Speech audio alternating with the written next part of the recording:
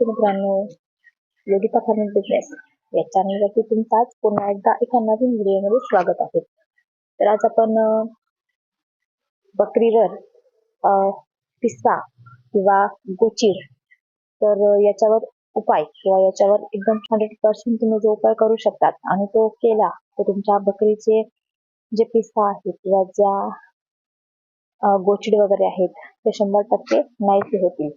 तुम्ही अशा परिस्थितीमध्ये तुमच्या बकरीसाठी काय करू शकतात आणि साधारण एक हिवाळ्यामध्ये तुमच्या बकऱ्यांमध्ये खूप जास्त प्रमाणात गोचीड असतात आणि गोचीड अशा ठिकाणी लागतात म्हणजे कान असेल किंवा त्यांची थन असेल तर ह्या ठिकाणी जास्त करून खालच्या बकरीच्या खालच्या भागामध्ये जे गोचीड आणि पिस्सा वगैरे आहेत ते लपलेले असतात आणि त्यांना खूप त्रास देतात आणि त्याच्यामुळे त्यांनी जे खाल्लेलं आहे ते पचन होत नाही आणि अक्षरशः ते गोचीड त्यांच्या शरीरामध्ये रक्त पित असतात. अशा परिस्थितीमध्ये तुम्ही बकरीसाठी काय इलाज करू शकतात किंवा काय उपचार करू शकतात तर मी तुम्हाला त्याबद्दल सांगणार आहे. आणि व्हिडिओ चालू करण्यापूर्वी व्हिडिओ सुरू करण्यापूर्वी तुम्ही जर माझ्या चॅनलवर नवीन असाल, कारण की कालच माझे युट्यूबचे 700 म्हणजे 700 सबस्क्राईब पूर्ण झाले आहेत. पण तुम्ही जर कोणी नवीन असाल तर प्लीज माझ्या चॅनलला सबस्क्राईब करा, कारण की मी पण खूप आनंदात आहे माझे 700 सबस्क्राईब पूर्ण झाल्याबद्दल.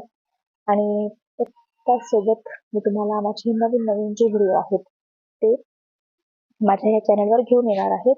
त्यासाठी तुम्ही जर कोणी नवीन असाल तर माझ्या चॅनलला सबस्क्राईब करायला विसरू नका.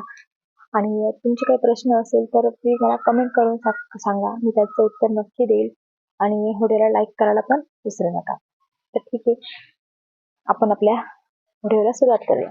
तर आजचा आपला विषय आहे की बकऱ्यांमध्ये जे गोचीड किंवा ज्या पिस्सा आहेत त्याला इलाज, ज्या घरात त्या वस्तू अवेलेबल आहेत यानुसार तुम्ही बकरीचा इलाजवर उपचार करू शकता.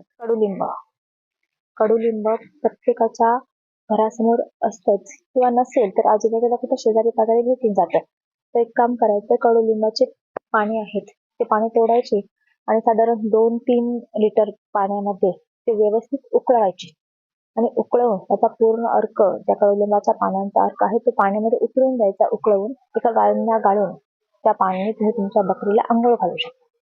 पहिल्या दिवशी हे काम करायचं आहे की त्या कडुलिंबाच्या पाण्याने तुम्ही तुमच्या बकरीला आंघोळ घाला. नंतर दुसऱ्या दिवशी इंजिनचे जे ऑइल आहेत ते ऑइल प्रत्येकाच्या घरात असतं, कारण प्रत्येकाच्या घरात गाडी असते.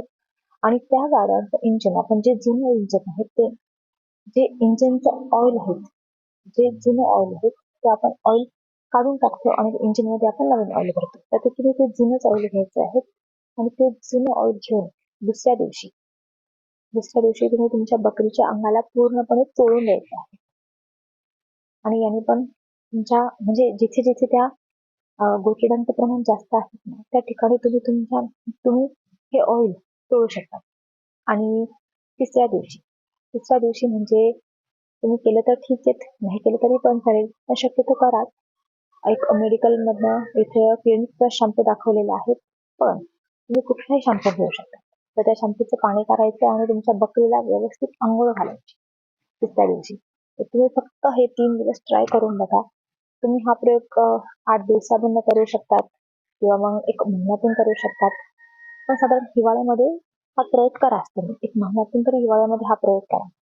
आणि हा जर माझा तुम्ही प्रयोग जर केला तुमच्या बकऱ्यांमध्ये तर 100% बकरीला एक सुद्धा पिस्सा किंवा गोचीड राहणार नाही. तर अशा पद्धतीनं माझा व्हिडिओ तुम्हाला कसा वाटला मला नक्की सांगा. आणि तुम्हाला पशुपालनाविषयी कुठल्या वेगळ्या प्रकारची माहिती हवी असेल तर ते पण मला कमेंट करून सांगा. तर मी तुमच्यासाठी नक्कीच त्याबद्दल व्हिडिओ बनवेल. नमस्कार.